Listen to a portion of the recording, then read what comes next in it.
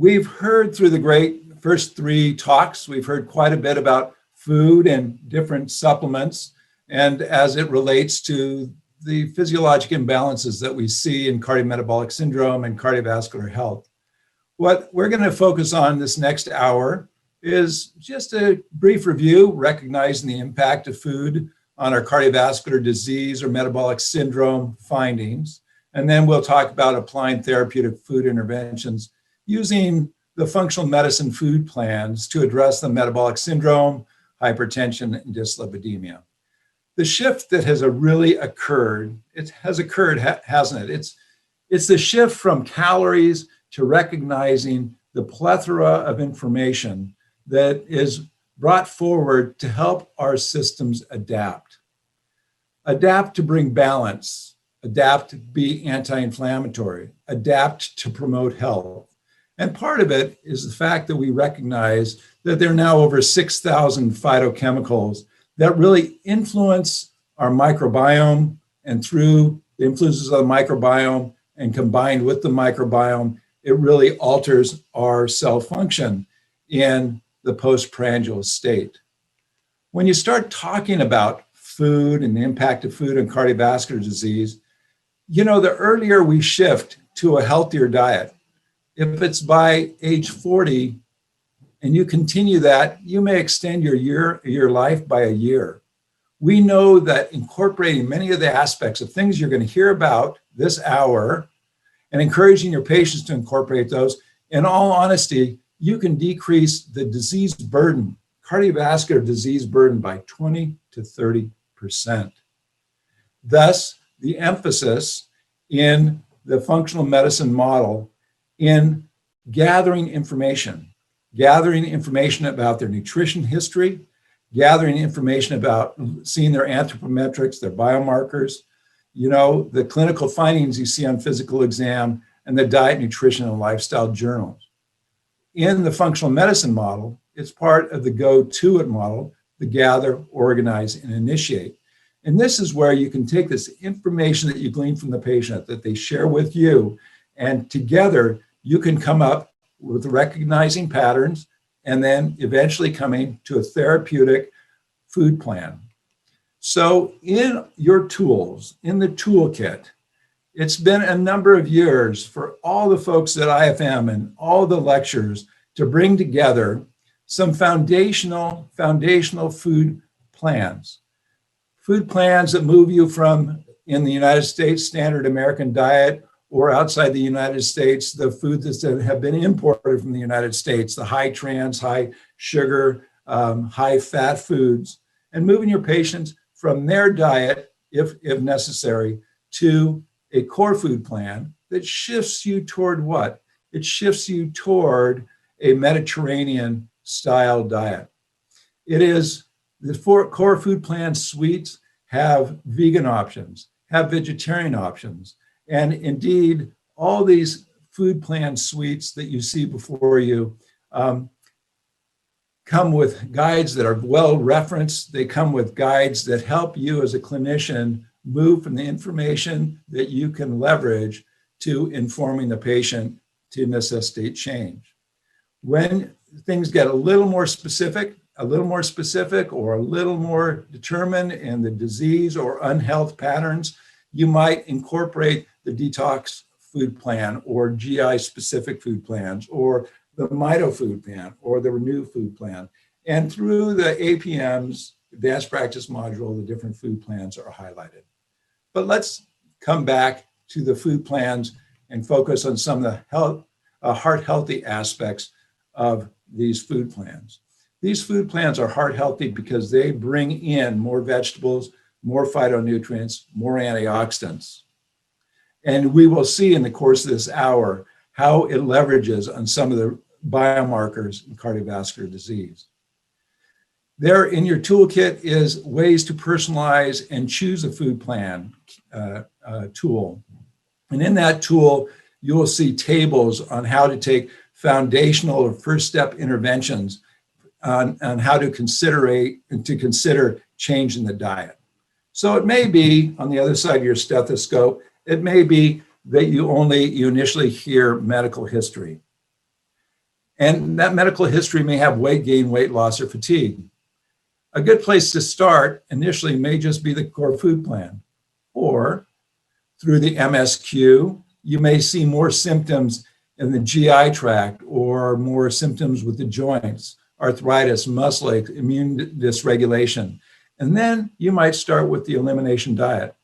But as highlighted in these next 3 days, your patients that come to you with insulin resistance, elevated blood sugar, pressure, increased waistline, and fatigue, they may already have the labels of obesity, metabolic syndrome, dyslipidemia, hypertension.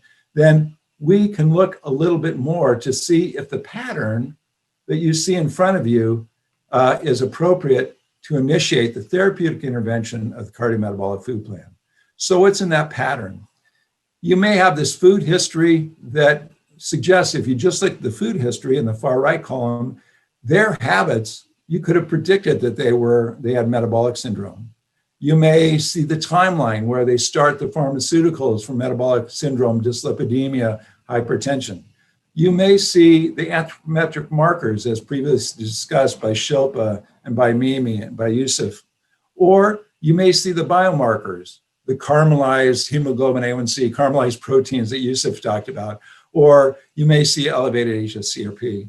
And then finally, in physical exam, you may see the skin tags, acanthosis nigricans, or early peripheral neuropathy. But in the diet and lifestyle journal or the history that you take, you will see that they have high carbohydrate intake, probably a low protein, excess alcohol, or if not, excess trans fats. So from these patterns, you put them into the matrix, and where in the matrix might you see more of the ink? You may see more of the ink in defense and repair if they're android obese and they have increased inflammation. You may see it in structural integrity if they don't have enough essential fatty acids. You may see it in transport if they have dyslipidemia. You may see it in communication if they have insulin resistance or other obesogen triggers. So you take the history and the go-to-it aspect, you place it on the matrix, and then you begin to choose the food plan. So we've heard quite a few different supplements that you can use through Mimi's talk, through Shilpa's and Yusuf's talk, but also let's talk about some of the common dietary approaches to addressing and preventing heart disease or vascular disease. So the consistent aspect is yes. They all shift the standard American diet or your ill patient to a more plant-based diet. That is not new news to anybody in this course.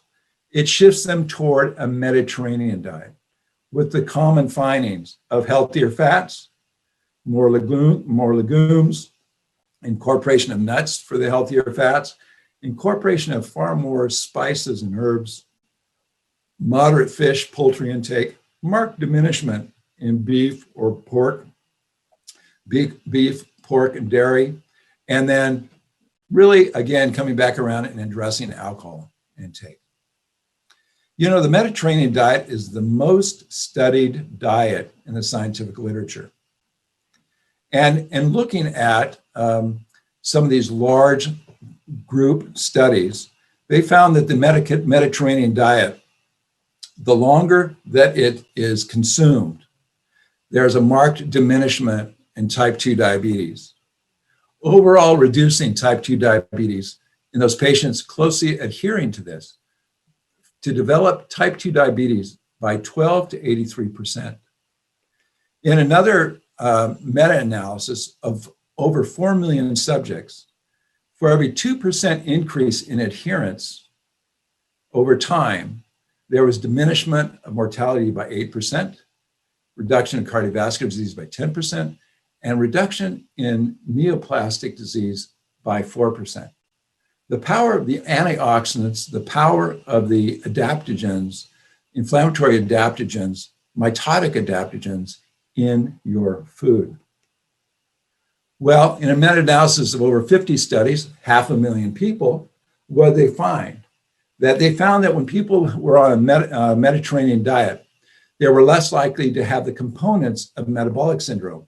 We've reviewed that early this morning. So decreased waist circumference, better high density lipoprotein levels, lower triglyceride levels, better systolic, diastolic blood pressure, and improved glucose tolerance.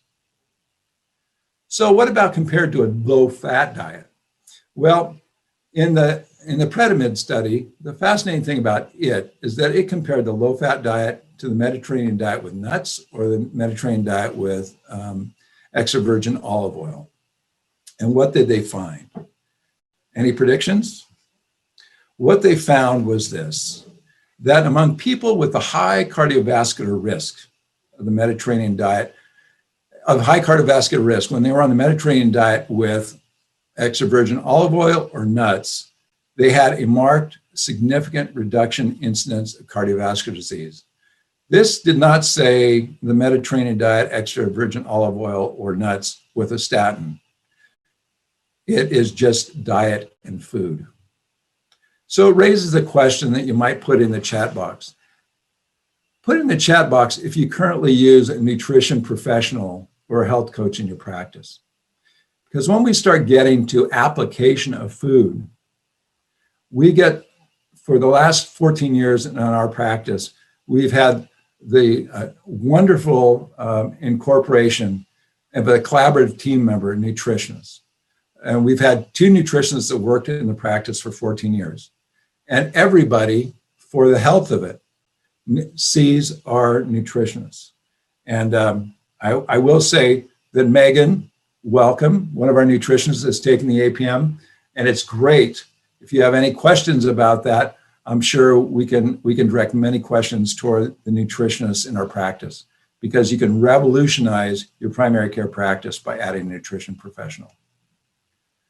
So the Mediterranean diet affecting type 2 diabetes, communication node. Mediterranean diet affecting inflammatory markers, the defense and repair node. This looked at people who were on the Mediterranean diet, and they looked at the Mediterranean diet effect on IL-6, TNF-alpha compared to a low-fat diet. And yes, indeed, the Mediterranean diet had greater reduction in IL-6 and modulation of TNF-alpha than the low-fat diet that actually had a rise in those markers. So the inflammatory marker, the endocrine markers. Now, what about glutathione as an antioxidant? The Mediterranean diet increases glutathione levels. It decreases oxidative stress. And not only a little bit, but when you switch somebody from Mediterranean diet to, from a regular diet to a Mediterranean diet, there was a 31% improved antioxidant effect by adding the Mediterranean diet. That effect on glutathione is key. There are 3 equimolar molecules in cells: glucose, potassium, and glutathione. We know the antioxidant stress totally changes mitochondrial health if the oxidative stress is too high. So now you have the Mediterranean diet affecting the communication node, the defense and repair node, the energy node. And what about sulforaphane? Sulforaphane is important because it is a very strong antioxidant. It also activates the NRF2 pathway. So it induces antioxidant enzymes, and it helps with phase 2 detoxification enzymes. So in animal studies, just adding sulforaphane lowers serum cholesterol, leptin levels, and liver triglyceride levels. So you can see by adding this one diet plan, this one food plan, the cardiometabolic food plan fashioned after the Mediterranean diet, we are affecting the communication node, we're affecting the defense repair node, the energy node, and also the biotransformation node. You know, it's interesting. We often we think about cardiometabolic disease in adults or in young adults. We have to think about it in children. And it's interesting when you look at kids with ADHD. studies on incorporating the Mediterranean food plan or the cardiometabolic food plan, making that shift in children with ADHD. They have improved symptomatology, we think mainly because the anti-inflammatory and antioxidant effect of that diet. So we have to consider looking at this diet really for most aspects of the timeline of life. So let's introduce you for the next few minutes to the cardiometabolic food plan as part of the food plan suite in functional medicine. What you see is it's low glycemic, anti-inflammatory, phytonutrient rich, which stabilizes blood sugar, improves inflammation, minimizes insulin secretion, and also reduces secondary inflammation. If you're new to IFM and you start looking at the toolkit, you'll see all these different food plans in the food and lifestyle suite of your toolkit. And what you'll see associated with them is a radial for each of the food plans, whether it's cardiometabolic, core food plan, elimination diet, any of the food plans. And these radials are useful because they help you communicate to your patient and give you a few highlights about the diet. So cardiometabolic food plan, low glycemic, targeted calories, going around clockwise, balances blood sugar, high in fiber, low in simple sugars, balanced quality fats, really condition-specific phytonutrients. And so you can use this radial in many ways if you wish to compare how the diet might be perfect for your patient. In your toolkit, for each food plan, you have a booklet up to 25, 30 pages long that really gives you the base, how to communicate it, features of the food plan, taking you through high level, then starts getting granular about the characteristics of the food plan. And you have these for every single one of the food plans. So you also have a tool in your toolkit that helps you, gives you an overview of all the food plans. So it's called Personalizing the IFM Therapeutic Food Plan. And it is a very useful guide because it compares and contrasts each of the food plans in the suite. You know as well as I do that you may have somebody who has cardiometabolic disease secondary to toxicity, or you have cardiometabolic marked increased inflammation, insulin resistance, secondary immunologic response to food because of their leaky, because of their increased permeability of the barriers. You know, using this personalizing the therapeutic food plan document, spending a couple times with it, copying off a couple of tables, they're great clinical tools that we use to help us determine which is the best therapeutic food plan for our patients. So when would you use the when would you use the cardiovascular, cardiometabolic food plan? Well, anytime you have somebody who has increased risk of cardiovascular disease, and we heard quite a few of those risks already so far in this course. Anytime that you have risk factors for dysfunctional metabolism, you know, insulin resistance, early signs of neuropathy linked to insulin resistance, gradually increasing visceral adiposity, or whether they've met the criteria for type 2 diabetes. It may be that you're able to utilize different tools like carotid intimal medial thickness to look for inflammation prior to plaque. That can be a jump off point for you to institute this shift of food plan for your patient.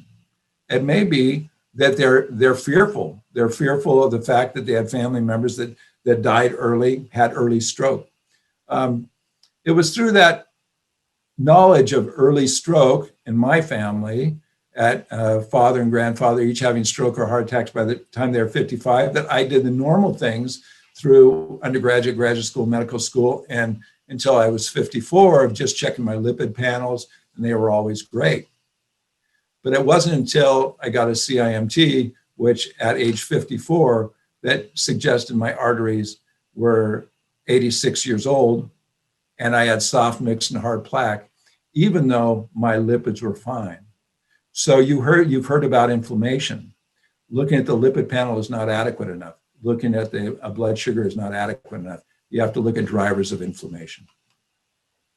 So another tool that you have in your kit is the functional medicine prescription.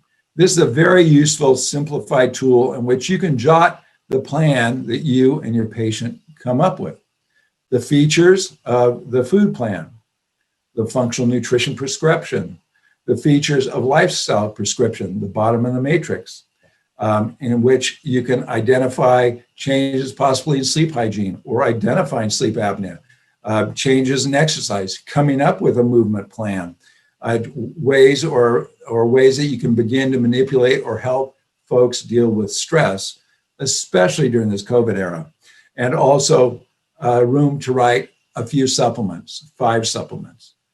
When it comes to the number of supplements, just remember, if you had 5 supplements, you're adding 150 pills to swallow a month. So should we focus on supplements or can we focus on food? Well, the type of food plans that are out there really enable you to help people begin to make the transition. The phytonutrient spectrum is a simple way to add color to the patient's diet, color of the rainbow that are so rich in the antioxidants, the adaptogens. It allows you to identify macronutrient distribution, whether they have the 40-30-30 plan in a cardiometabolic type food plan, and whether you incorporate intermittent fasting. And for each of the food plans, much like cardiometabolic food plan, these are the characteristics. These are the shifts that are made from protein, going from predominantly animal for most people to animal and vegetable, with quality soy, with a 20 to 30% of the diet of the intake, fats, 25 to 35%, markedly diminishing saturated fats, removing trans fats, adding essential fats, and carbohydrates, the low glycemic load, low glycemic index, low glycemic load foods, really increasing fiber that most Americans and most people in the industrial world do not get enough of, and then reducing the amount of simple sugar. When you pull out when you print off your cardiometabolic food plan, it is colored with in teals and greens and grays. And what you'll see is you'll see different macronutrient sections highlighted, and then it will take you through different options. So for example, in protein, in the animal protein section here, or the plant protein section, it will highlight in navy blue. It'll highlight the foods to emphasize. A lot is encouraging people what to eat versus not to eat. And all the food plans and the tools are organized in macronutrients, PFC, proteins, fats, carbohydrates, and the micronutrients, minerals, vitamins, and phytonutrients. And so you'll see on the front of the front page of the cardiometabolic food plan, it organized in proteins, legumes, dairy alternatives, nuts, seeds, fats, and oils. And on the back, you'll see vegetables, fruits, whole grains, and beverages, spices, and condiments. And so on a simple front back sheet with conversation with the patient, you can go ahead and highlight different foods to focus on.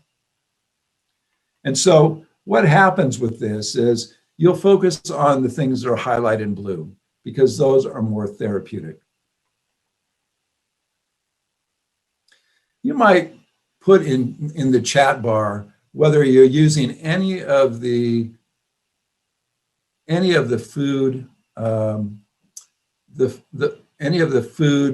lists or any of the therapeutic food documents or resources that functional medicine has. Do you use any of those food suites? Do you have a nutritionist or health coach involved to help you as a clinician transition? If you are to either of those questions, are you using any of the food plans, or do you have a nutritionist involved in your practice? Or you may want to advertise on the chat bar that you are looking for a nutritionist to help you in your practice. Through the virtual life that we all now live, the nutritionists don't have to be in the same town, let alone the same continent. So go ahead and take the opportunity to reach out and maybe create a little community, because all of us as clinicians need the help of others to successfully transition our patients. Let's talk a little bit about therapeutic food interventions to address the metabolic syndrome, hypertension, or dyslipidemia. The key thing, the therapeutic foods can be really tailored to the specific conditions. So we're going to go through a little bit of that.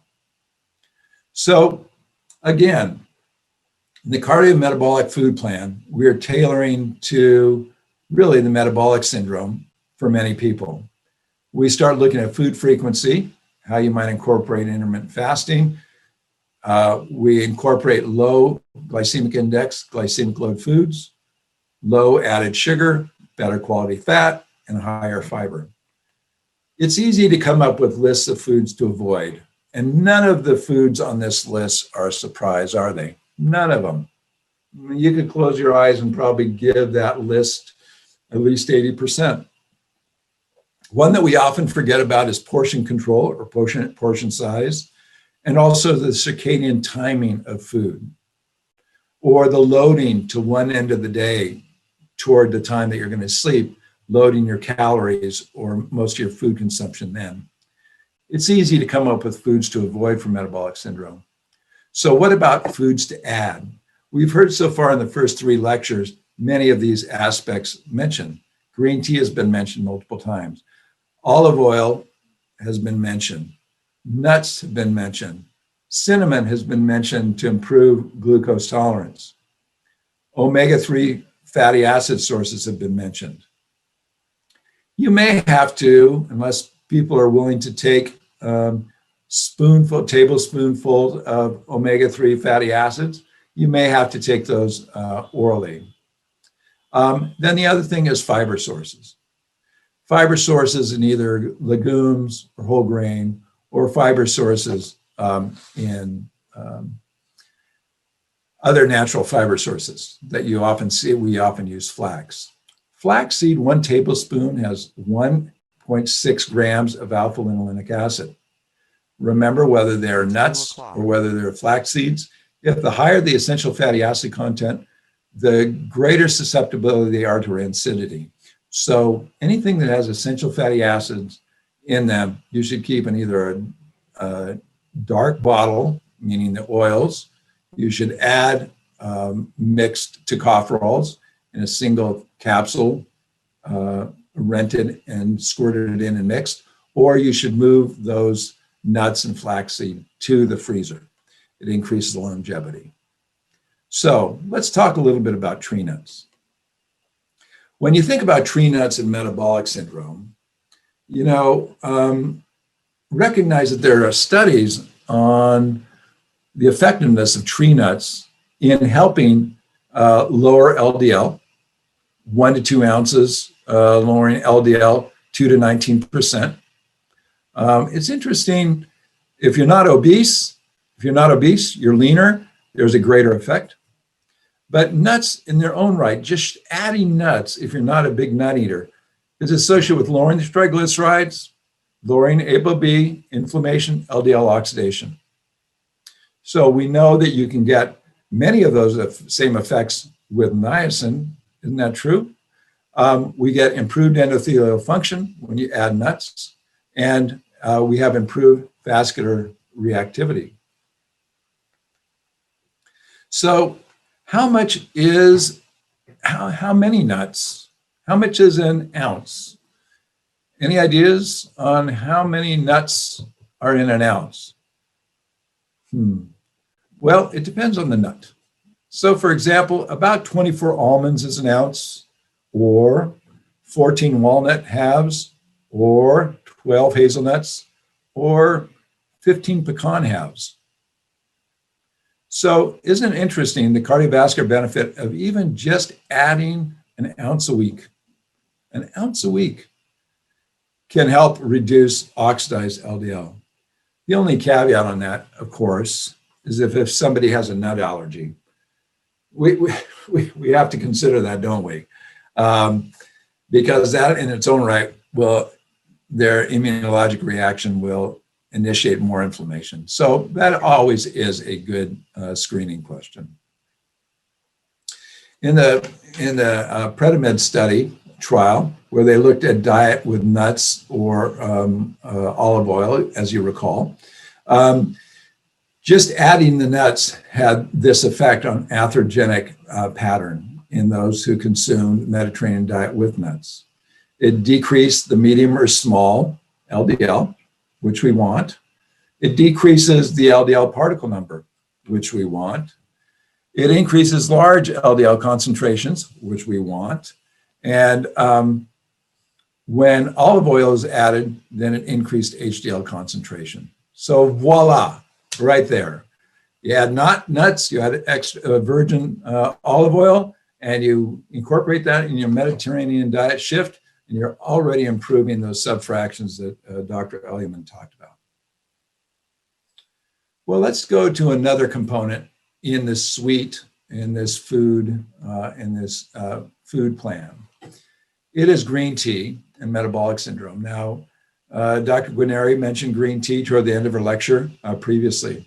What's interesting is if you add 4 cups of green tea for 8 weeks, they found that it was anti-angiogenic and it stimulated apoptosis, it lowered blood pressure, it improved the antioxidant response, it was anti-inflammatory.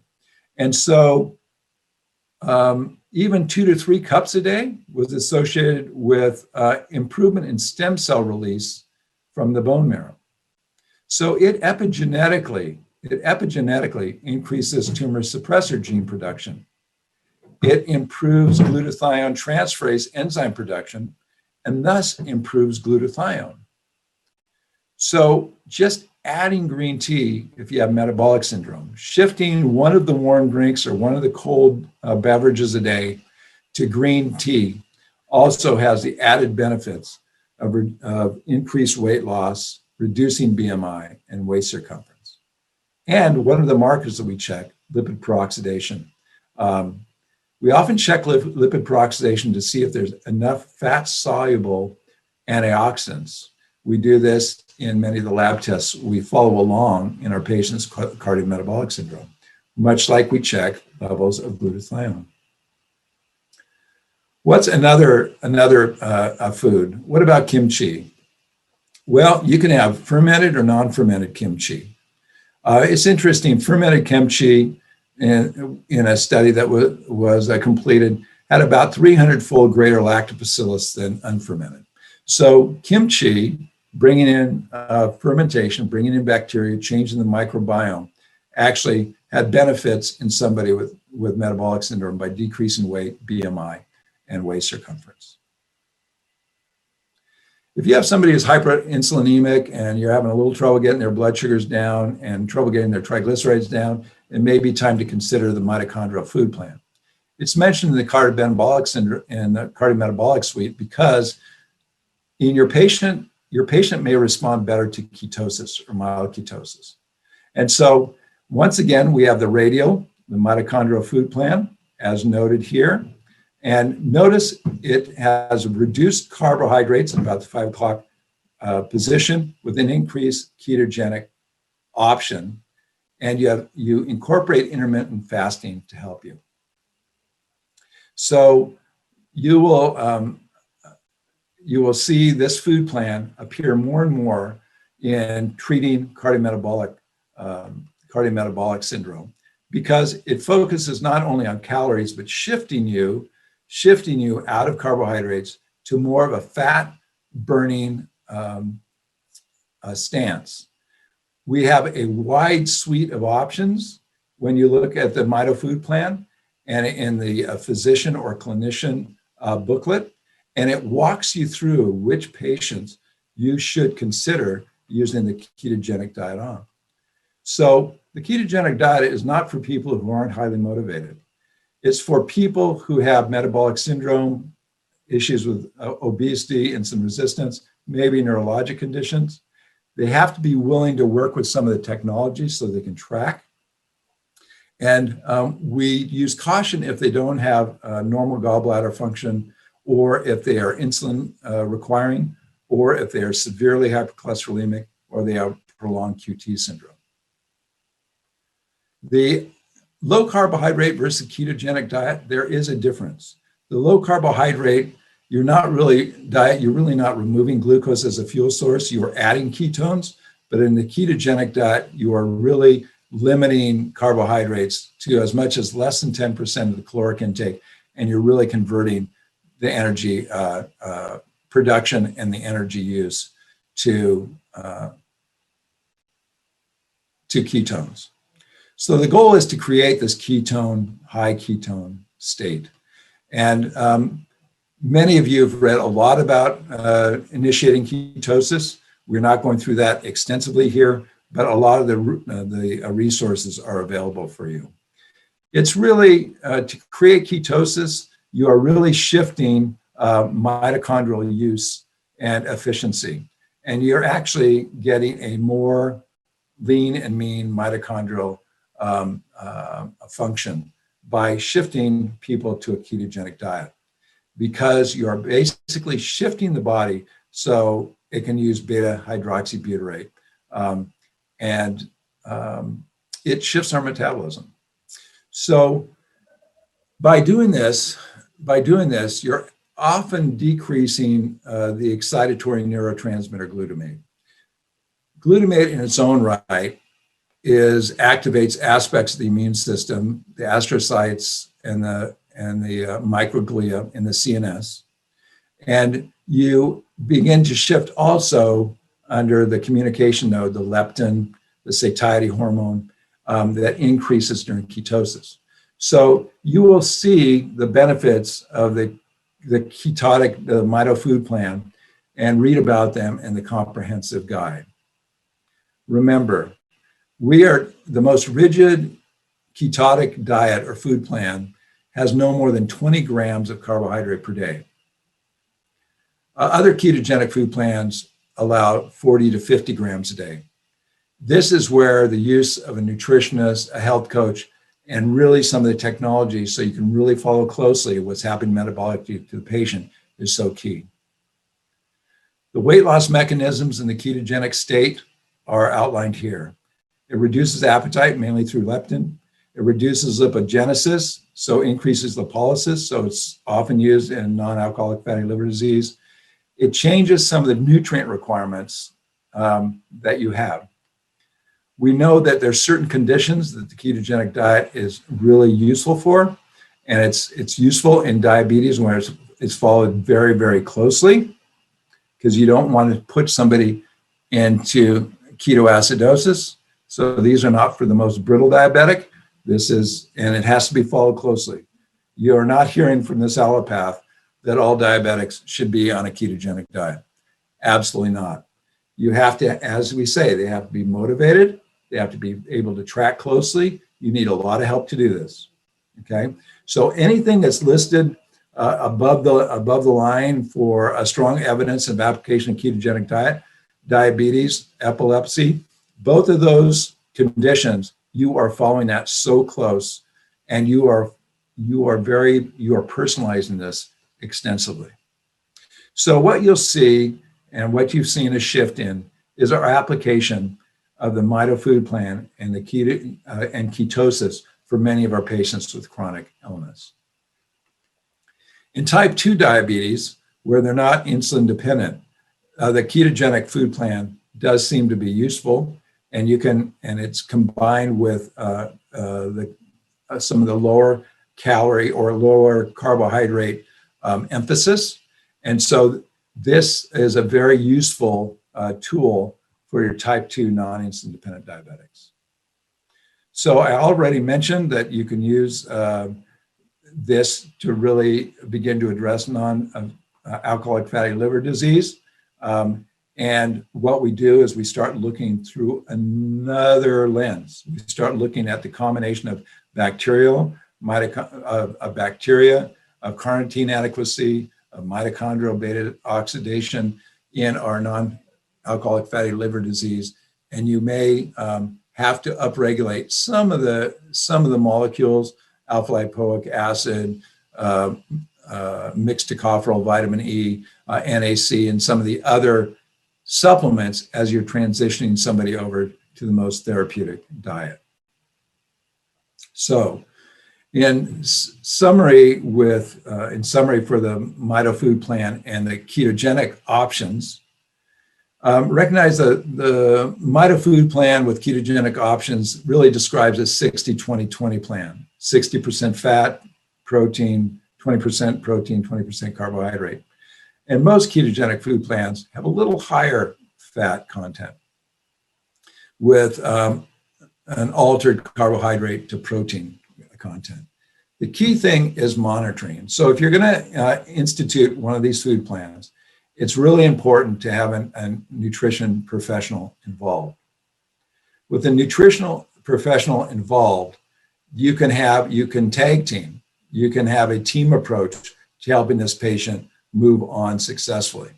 So the patient compliance and challenges, the reason you have a nutritionist following along is sugar withdrawals truly are real.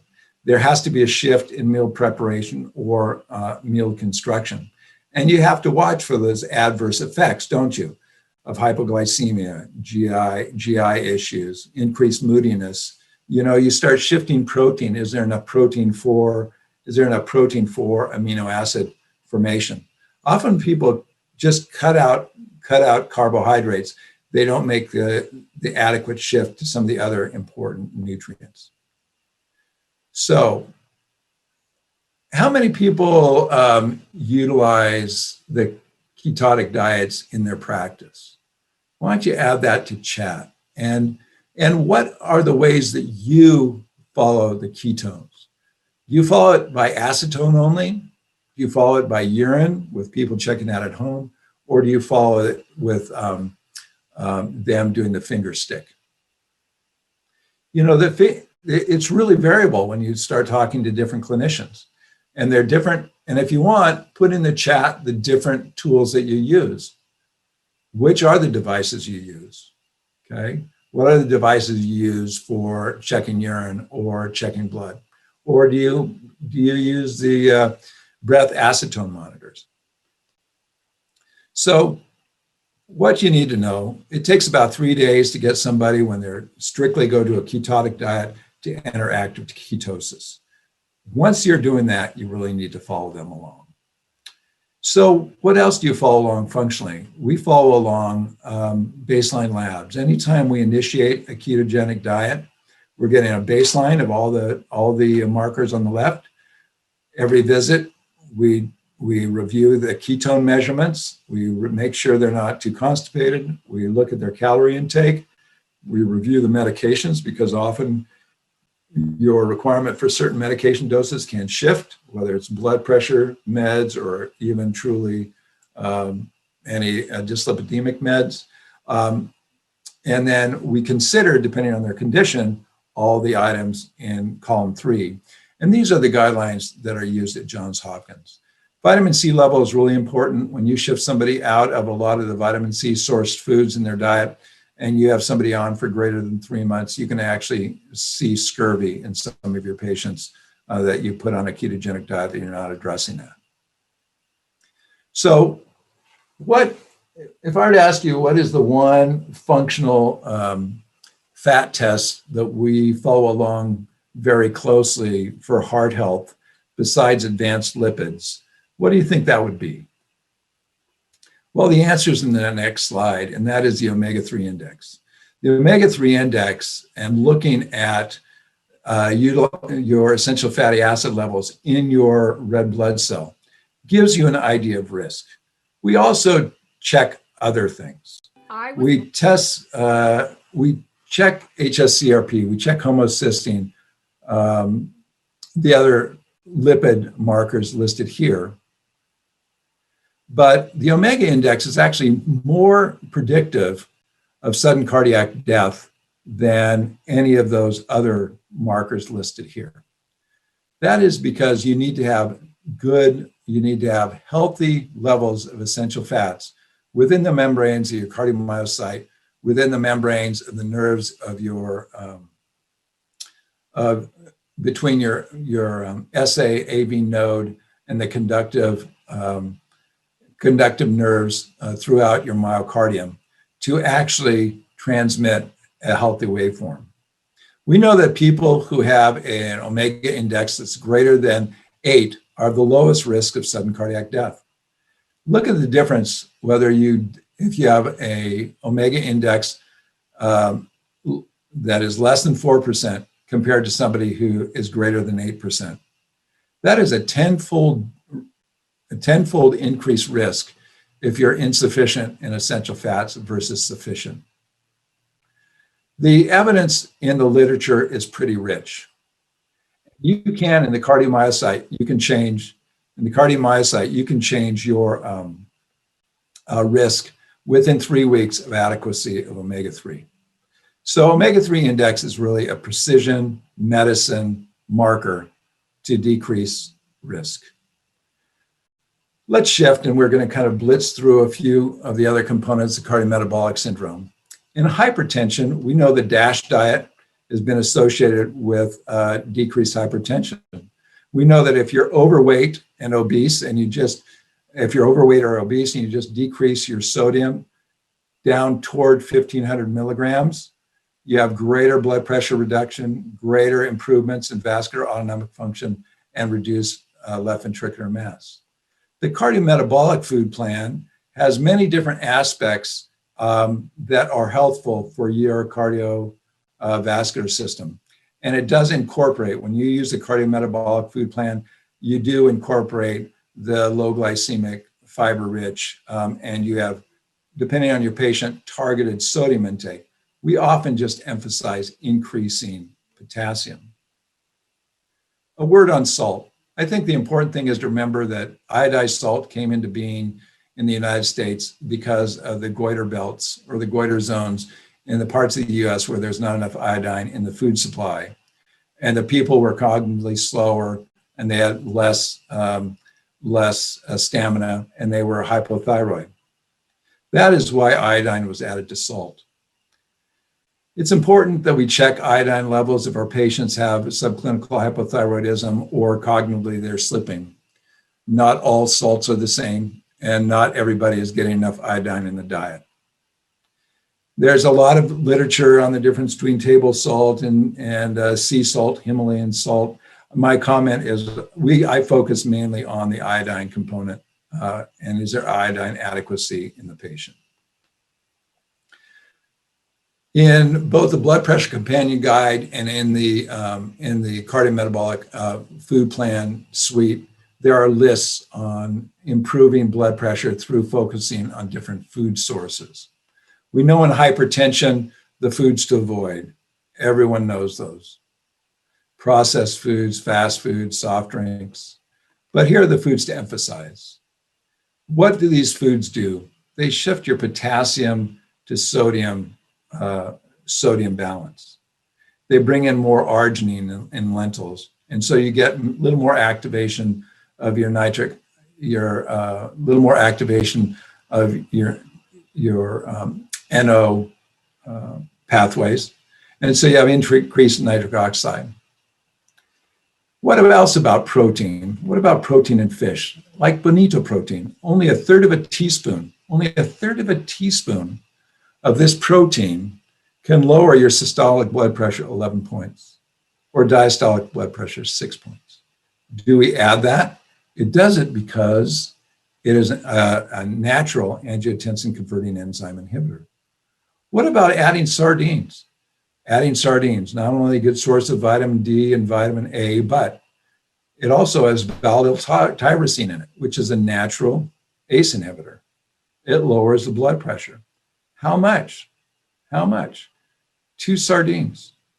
2 sardines. So adding sardines to your meal, whether it's to a salad or incorporated a few times a week, will help you, not only from the essential fatty acid component, but because of this natural tyrosine. We know that the foods that increase antioxidants, all listed here, they increase antioxidants and they modulate blood pressure. In your blood pressure companion guide in the Insight section of your functional medicine website, we've listed many foods and doses of foods where you can use food dosing as a therapeutic, whether you want a natural calcium channel blocker, ACE inhibitor, ARB.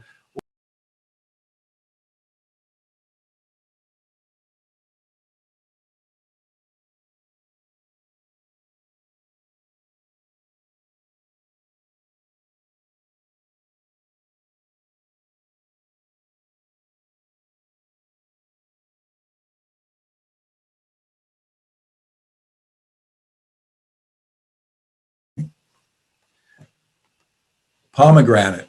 Often you see it around Christmas in the Northern Hemisphere, but look at the power of pomegranate decreasing systolic blood pressure, 3 points. Decreasing it 3 points.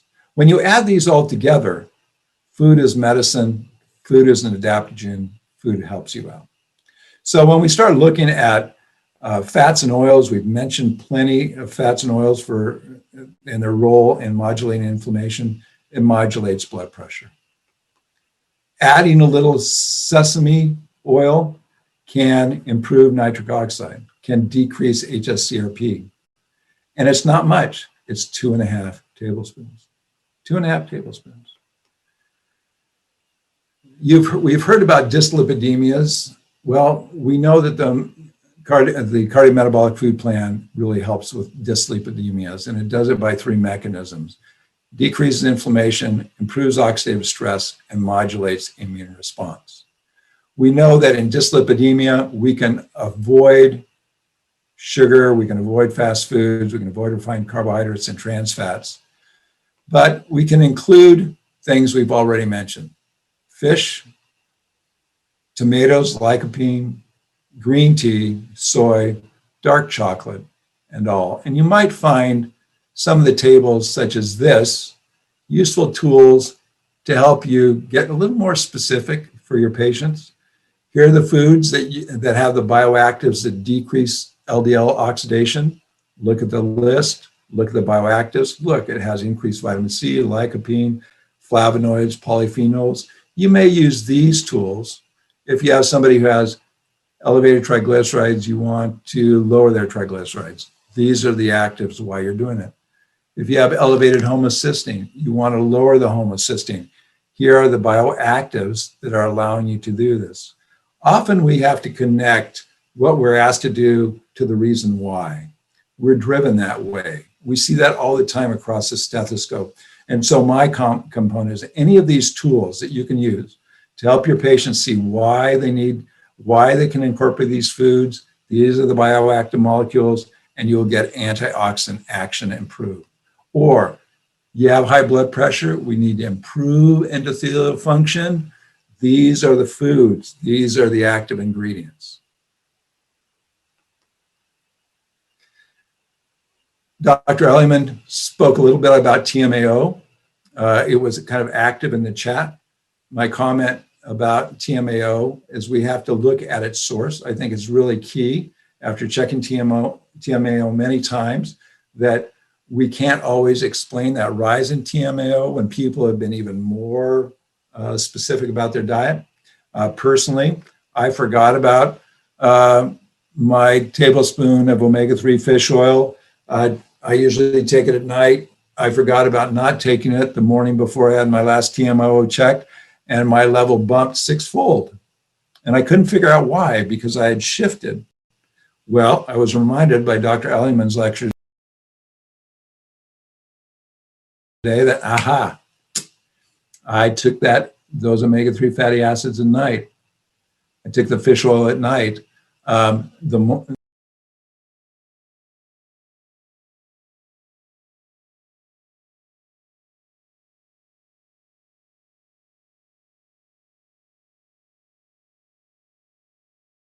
Lipid levels and atherosclerotic disease.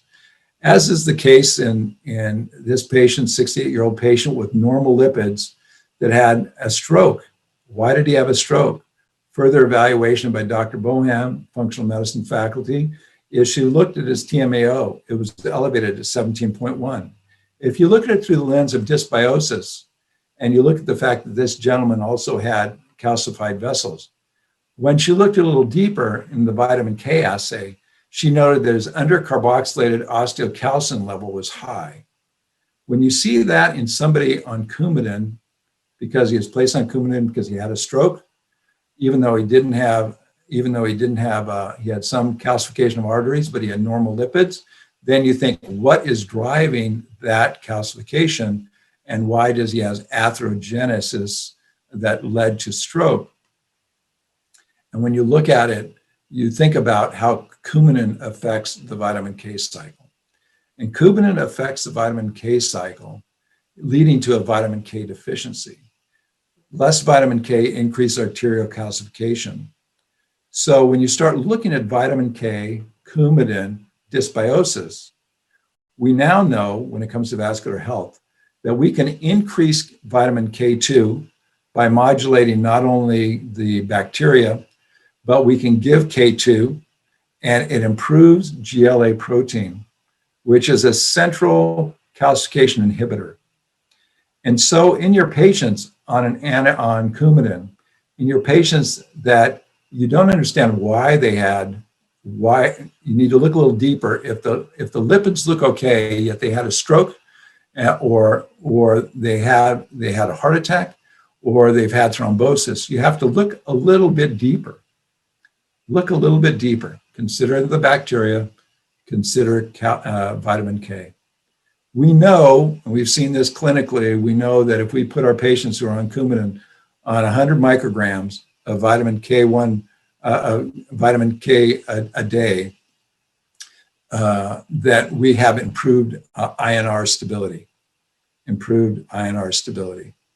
And so we actually adjust dosing to the vegetable intake, not vegetable intake to the dosing. So to close it out here in the next couple minutes, I just want to say this. We Americans have been very successful at increasing certain food production and changing our diet and exporting our diet to many of the countries, many of the practitioners that are on this call.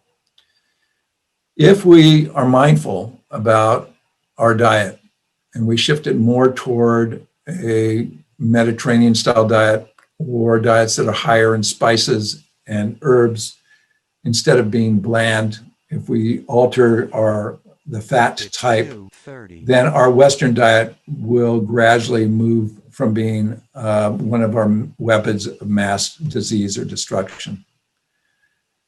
The Eastern diets, or the more ethnic diets that incorporate more of the spices and herbs, is really a secret weapon against the standard American diet. And we know this coming back to the wonderful phytonutrients that are and phytochemicals involved in the colorful fruits and vegetables, and also the colorful spices. Look at this slide. On this slide, we've heard about resveratrol already. We've heard about curcumin already. We've heard about ECGC already. We see on the left, we see the different chemical diagrams that we're so familiar with in our organic chemistry, our phenolic rings, our hydroxyl groups. But look how it impacts our inflammatory responses, our energy utilization, and our stress response. It's just not about inflammation, but it's about nodes of the matrix. It's about the defense and repair node, the energy node, even our communication node and the stress response. It can't even be about our detoxification node. When we add more fruits, when we add more spices when we cook, we actually improve postprandial insulin levels. How many spices? Well, not a lot of spices. We're talking like a teaspoon to a tablespoon through the course of a day. In this one study where they added black peppers, cinnamon, cloves, garlic, ginger, oregano, paprika, rosemary, and turmeric, the postprandial insulin was 21% lower and the triglyceride levels were 31% lower. At the very least, give your patients a copy of the phytonutrient spectrum foods. Help them understand the power of those colors to improve their health. We don't have to ask, why healthy food is so expensive. We have to ask why junk food is so cheap. And when you look at this, as studies have done, we realize the average American spends about $250 a month on groceries per person. In your slides, you'll see a comparison of the costs of being on these different food plans per week, per month, and per week for a family of 4 per month. And what you see is for a few dollars more, not exorbitantly more, but a few dollars more, we can incorporate the tools that change the health trajectory, and takes advantage of the fact that food is information, food is medicine, and utilizing these personalized food plans, you can eat food, not too much, mostly plants, and then we can bring forward an old Ayurvedic proverb. When diet is wrong, medicine is of no use. When the diet is correct, medicine is of no need. Thank you much for your attention. And we're a little more than halfway through the first day. What do you think? I think we're going to question and answer period now.